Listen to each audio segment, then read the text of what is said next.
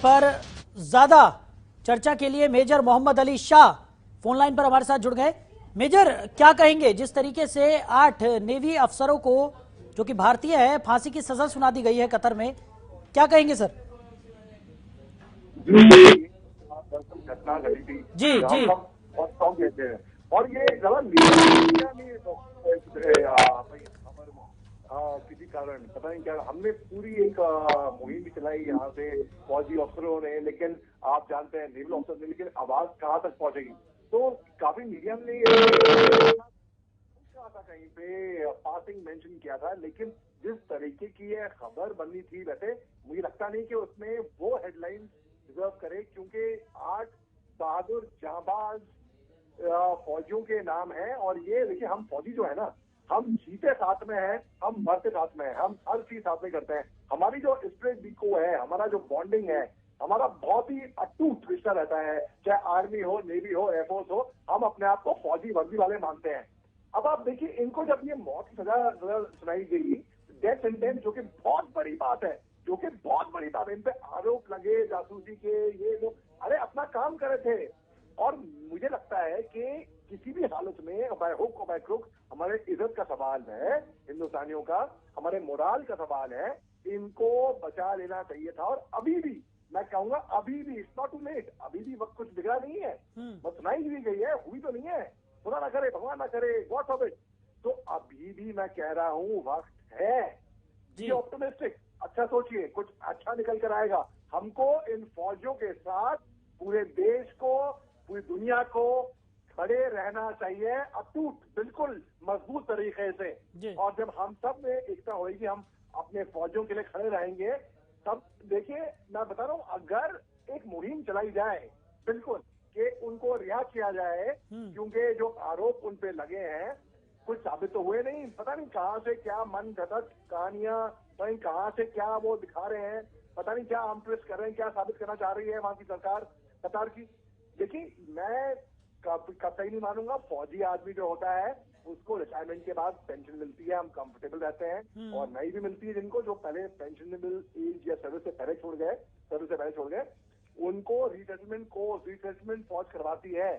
तो ऐसी बात मैं कभी नहीं मानूंगा कि हमारे फौजियों के ने ऐसी भी जासूसी करी है, ये क्या है, वो क्या है।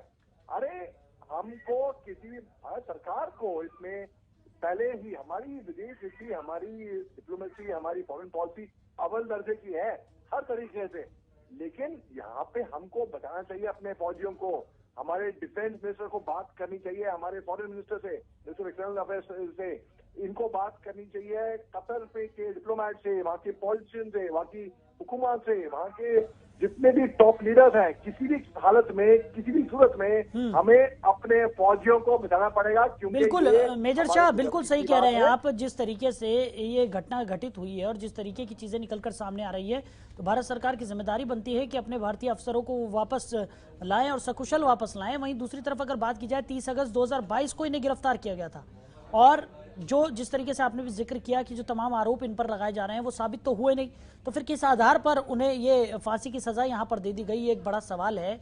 और साथ ही साथ इस तरीके के मामलों में समझना चाहेंगे आपसे कि क्या प्रोसीजर होता है, क्या ऐसे किसी भी दूसरे देश के सैनिक को इस तरीके से फांसी की सजा दी जा सकती है? मेरे ख्याल से, जहां तक मेरी नॉलेज का जाता है, मेरे ख्याल से तो नहीं। और अगर यही बात करते हैं हम अरब राष्ट्रों की, क्योंकि मैं सऊदी अरेबिया में रहा हूं, तो मैं आपको वहां के कानून बताता हूँ। मर्डर, ड्रग्स और रेप, इन पे होती है सजाए मौत, क्योंकि बीहेडिंग होती है वहां पे। जुमेरात को वहां पे, जुमे के दिन वहां पे होती है बीहेडिंग, उसके लिए मर्डर, ड्रग्स और रेप।